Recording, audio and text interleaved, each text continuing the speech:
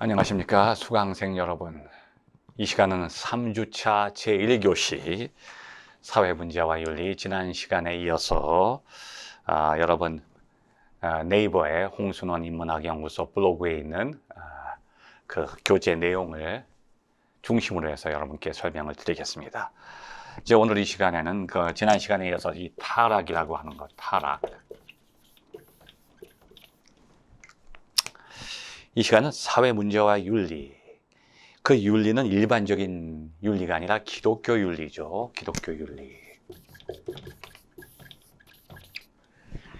윤리라고 하는 말은 영어로 ethics. ethics라고 하는 말은 어디서 왔는가 하면 에토스에서 왔죠. 에토스. 그리크. 이 헬레니스계 헬라어로 이게 관습이라고 하는 뜻이 있죠. 관습. 자,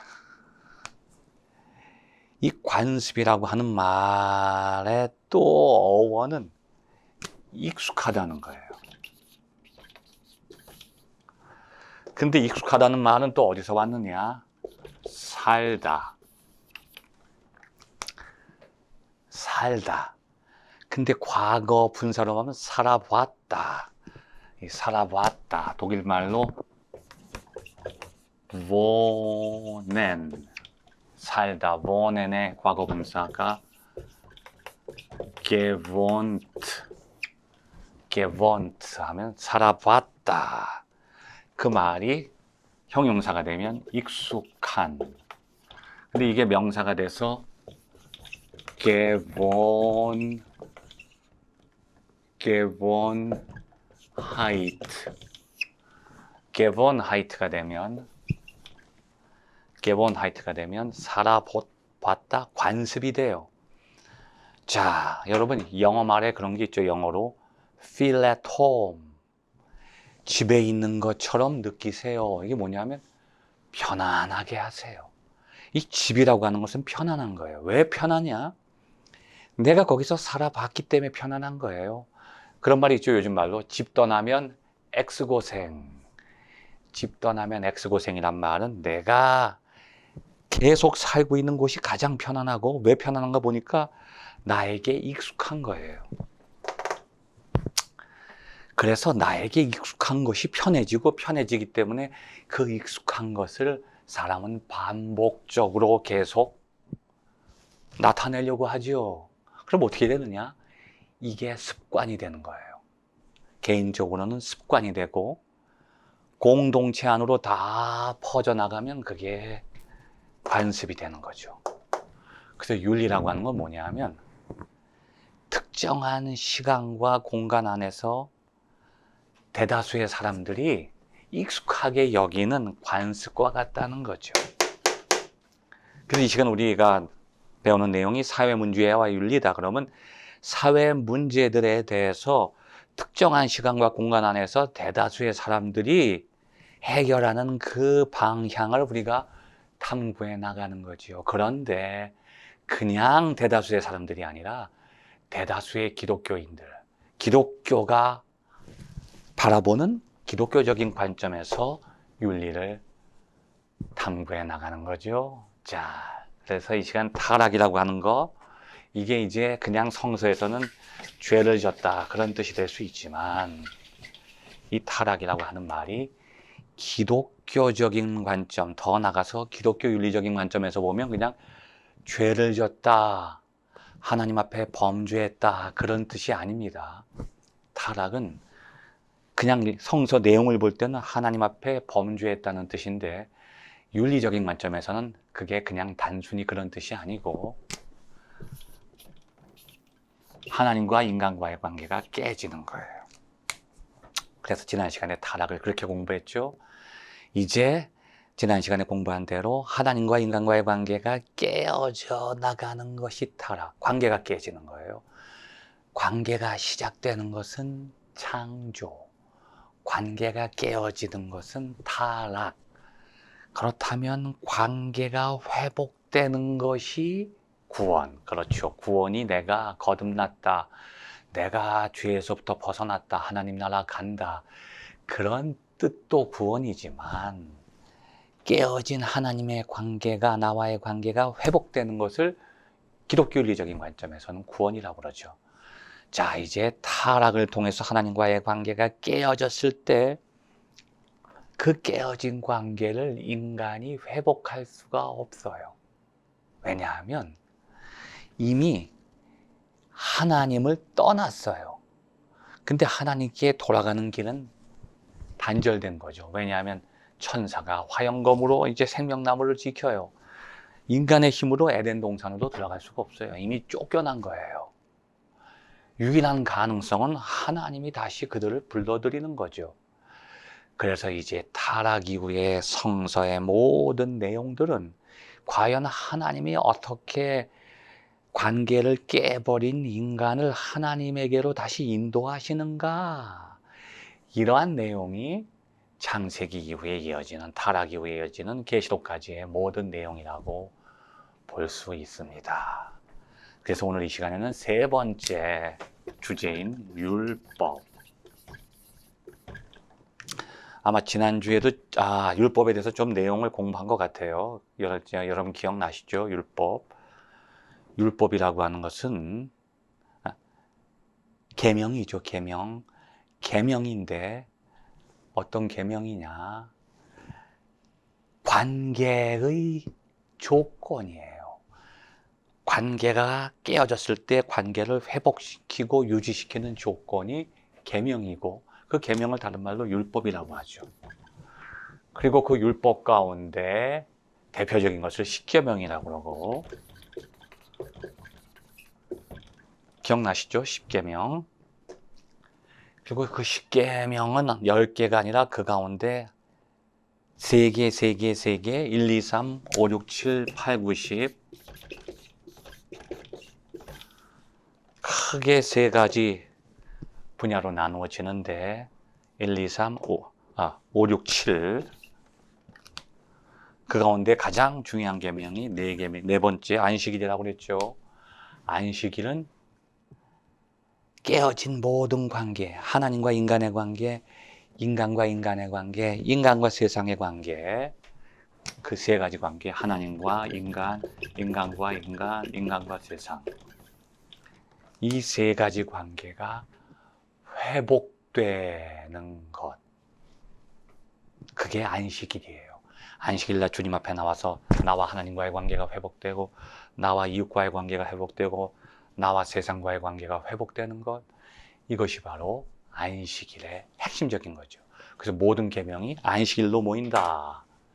그래서 십계명 보면 10가지 계명을 지키는 것도 중요하지만 나는 너희의 하나님이고 너희는 내 백성이다. 출애굽기 20장 1절 2절에 출애굽기의 머릿말, 나는 너희와 관계를 맺고 있다. 나는 너희의 하나님이고 너희는 내 백성이야. 이 관계가 유지되려면 율법을 지켜야 돼. 십계명을. 그래서 인간에게 그걸 주셔서 관계를 회복하려고 하셨는데, 백성들이 그 율법을 듣고 하나님과 관계를 회복하려고 하기보다는 하나하나 지키면 자기가 구원받는 줄 아는 거예요. 여러분, 율법의 맹점이 뭐냐? 율법으로 구원받을 수 없다는 거예요. 근데 백성들이 그거 하나하나 지키면 구원받는 걸로 착각하죠. 그래서 율법의 목적과 정신인 하나님과의 관계를 회복하는 것을 먼저 해야 되는데, 관계는 회복하지 않고, 다시 말해서 회개하고 거듭나지는 않고 율법만 다 지켰어요. 어떻게 될까요? 그게 뭐예요? 자, 그걸 갖다가 윤리적인 언어, 또 성서적인 언어로는 위선이라고 그래요. 내가 죄사함은 받지 않고 하나님과의 관계는 회복하지 않은 채 율법 조항만 다 지켰어요. 이게 무서운 거예요. 자, 루터가 한 얘기 중에 아주 유명한 얘기가 있어요. 루터가 무슨 얘기를 했냐면, 자, 종교개혁의 결정적인 문장이죠. 페르소나. facit opera. 인격이 행위를 만든다. 자, 인격이 행동을 만드는 거예요. 쉽게 말하면 우리가 훌륭한 인격을 갖추게 되면 훌륭한 행동을 하게 되죠. 다시 말해서 착한 사람은 착한 행동을 해요. 그런데 착한 행동에만 신경 쓰면요, 착한 행동은 억지로 할 수 있어요. 악한 사람도 할 수 있어요. 선하지 않은 사람도 할 수 있죠. 그래서 이 착한 행동을 우리가 구별하기 위해서는 그 사람이 착한 사람인가를 먼저 봐야 돼요. 행동만 봐서는 속을 수가 있어요. 이것을 회칠한 무덤이라고 그래요. 바리새인들이 속은 시커먼데 겉으로만 선한 행동을 해요. 그 예수님께서 야, 이 독사의 자식들아, 네 속은 시커먼데 어떻게 겉으로만 하얗게 좋은 행동을 하느냐? 위선자라는 거죠. 율법을 우리가 오해하면 위선자가 된다는 거죠. 그게 바로 율법주의예요. 율법주의. 율법은 하나님으로부터 왔는데 우리가 그 율법의 본래적인 목적인 하나님과 관계를 회복하고 우리의 존재가, 우리의 인격이 완전히 거듭나서 새 사람이 되는 것이 율법의 목적이지, 새 사람이 되는 것보다 선한 행동만 하면 된다, 그런 게 아니에요. 율법의 목적은 선한 행동을 하라는 게 아닙니다. 착한 행동을 하라는 게 아니에요. 선한 존재가 돼야 돼. 내가 선한 인격을 갖게 되면 선한 행동을 하려고 노력하지 않아도 저절로 된다는 거예요. 그래서 좋은 나무가 좋은 열매를 맺는 거지, 좋은 열매를 맺으려고 땀 흘려서 되는 게 아니라는 거죠.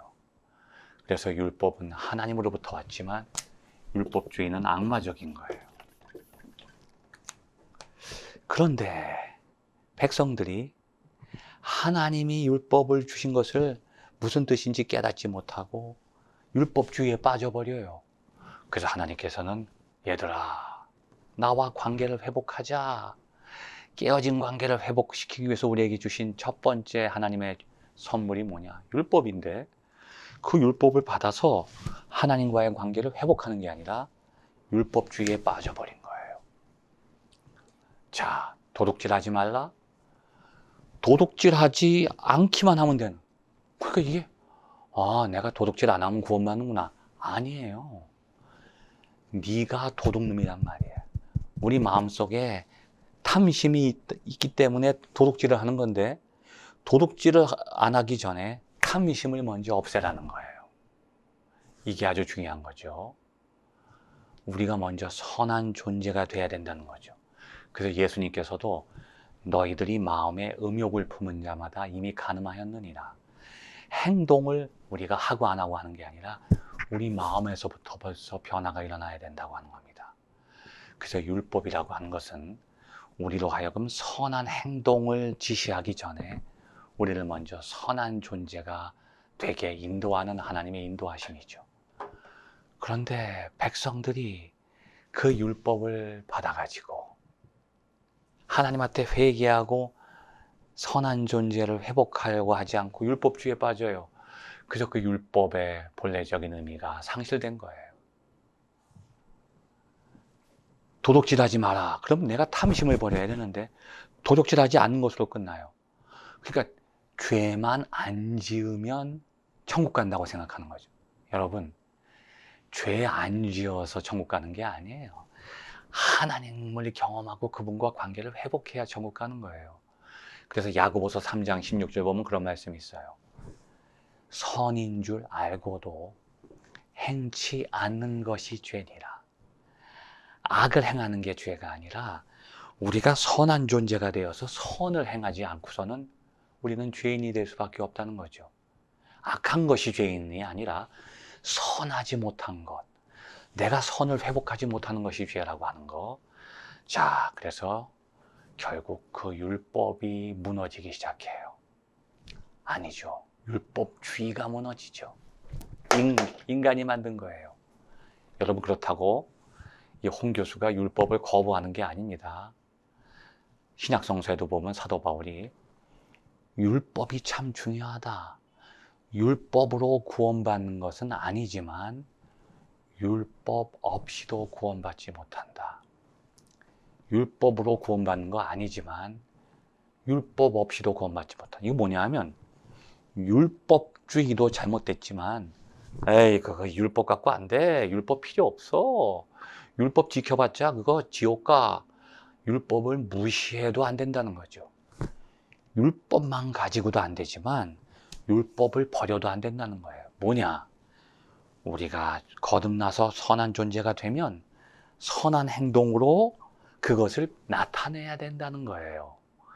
지금 대한민국에 예수 믿는 사람이 1000만 명이 넘는데 예수처럼 사는 사람은 잘 안 보이죠. 이게 바로 그거예요. 다 거듭나고 예수 믿는다고 하는데 행동은 하나도 안 해. 이건 무율법주의예요. 율법주의보다 더 무서운 것은 무율법주의. 예수만 믿으면 율법 안 지켜도 된다. 절대로 그렇지 않습니다. 예수를 믿으면 이제 율법을 완성하게 되는 거예요. 어떻게 완성하느냐?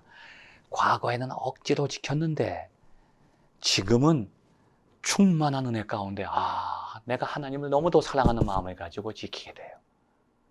잊지 마십시오. 율법은 기쁨으로 지킬 때 진정하게 율법이 되는 것이고 이것을 나의 죄 때문에 괴로운 마음으로 억지로 지키게 될 때 그 율법은 율법주의에 빠진다고 하는 거죠. 그래서 하나님께서는 이제 백성들이 율법을 오해해서 하나님께 오기보다는 더 멀어지니까 더 하나님으로부터 멀어지니까 내가 새로운 선물을 주겠다 해서 새롭게 주신 선물이 있어요. 그게 네 번째, 여러분 그 교재에 나오는 네 번째 예언이죠.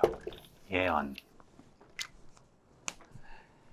백성들이 아무리 얘기를 해도 귀가 먹어서 하나님 말씀을 못 들어요. 그 하나님 말씀하셔도 엉뚱하게 자기 고집대로 행동을 해요. 그러니까 할 수 없이 하나님께서는 너희들이 죄 때문에 귀가 어두워지고 마음이 완악해졌구나. 이제 너희를 내가 구원하기 위해서 직접 율법을 주기보다는 다른 방법으로 너희를 내게로 인도하겠다. 그래서 그 많은 백성들 가운데 특별히 하나님이 어떤 사람을 지목해요. 그리고 선택하죠. 그리고 그 사람에게 나타나시고 그 사람에게 말씀을 주시는 거예요. 그리고 그 사람이 하나님 말씀을 듣게 된 다음에는 그 말씀을 가서 백성들에게 대신 전해주라고 그래요. 바로 그 사명을 맡은 사람이 예언자예요. 예언자. 그래서 여러분 영어에서 예언이라고 하는 게 prophecy 그렇죠. prophecy. 그리고 예언자는 prophet라고 하죠. prophet. 이 prophet라고 하는 말은 히브리어의 나비.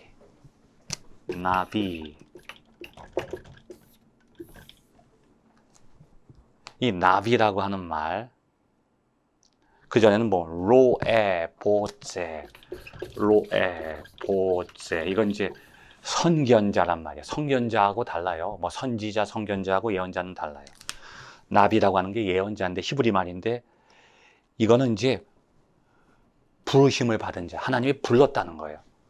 부르심을 받은 자인데 이게 히라보로 바뀌면서 프로페테스가 됐어요. 나비가 히브리어는 부르심을 받은 자인데 프로페테스는 뭐냐면 히라보로는 프로페테스.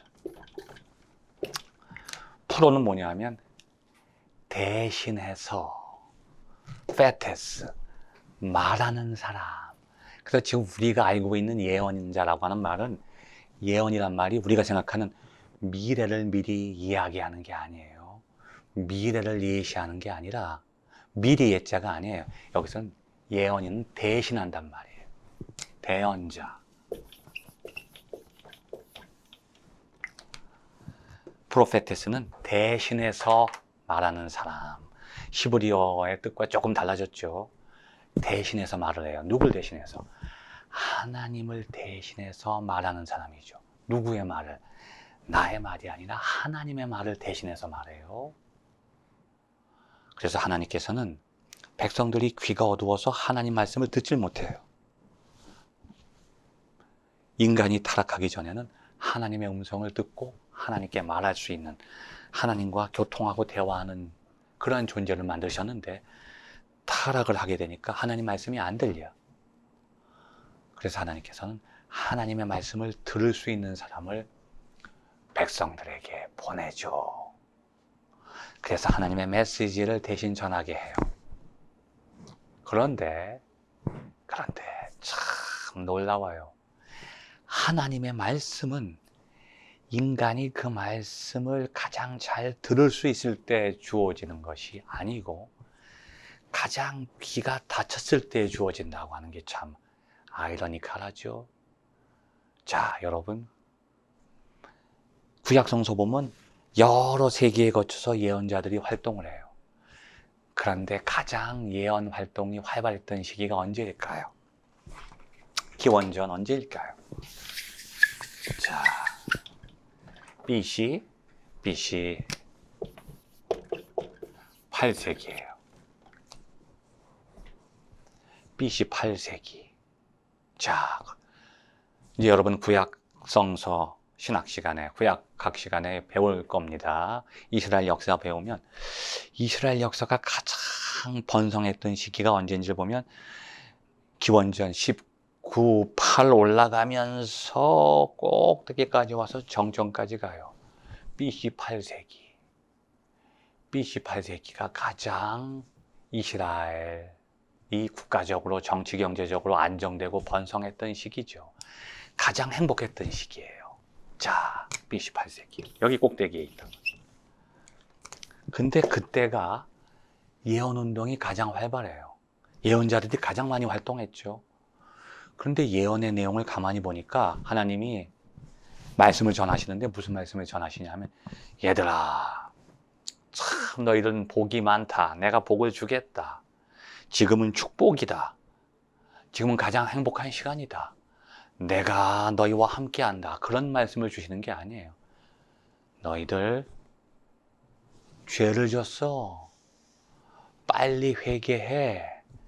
내가 너희를 심판할 거야.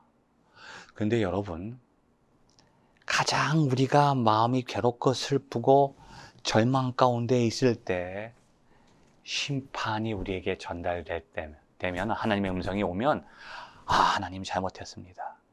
내가 죽을 죄 졌습니다. 하고서 거기서 벗어나기를 하나님께 구하게 되죠. 그런데 정반대로 우리가 가장 잘 먹고 잘 살고 있어요. 너무나 지금 행복해요. 지금 축복이 넘친다고 내가 느끼는데 갑자기 예언자들이 와서 너희들 조심해. 너희들이 죄를 졌어. 이제 하나님이 너희를 심판하실 거야. 그러한 무서운 메시지가 우리에게 들려온다면 사람들이 웃기고 있네. 아무도 믿지 않는 거예요. 마치 햇볕이 쨍쨍한데 노아가 산꼭대기에 방주를 지니까 사람들이 이게 뭐야? 먹구름도 없는데 강가가 아니라 산꼭대기에 방주를 짓네.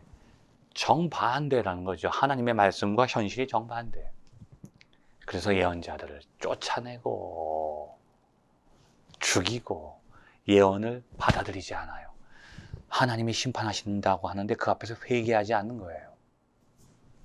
자, 왜냐하면 그때가 가장 축복을 받았다고 생각하는 때인데, 자, 여러분, 이스라엘이 가장 위태로웠던 위기가 이때가 아닙니다. 내가 슬프고 괴롭고 고난 중에 있는 시간이 위험한 시간이 아니라는 거죠.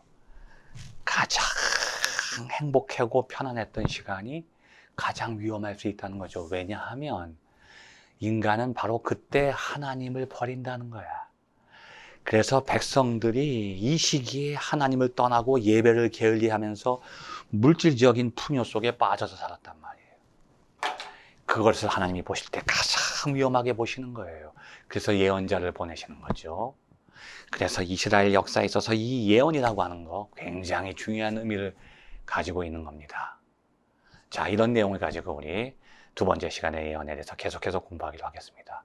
감사합니다.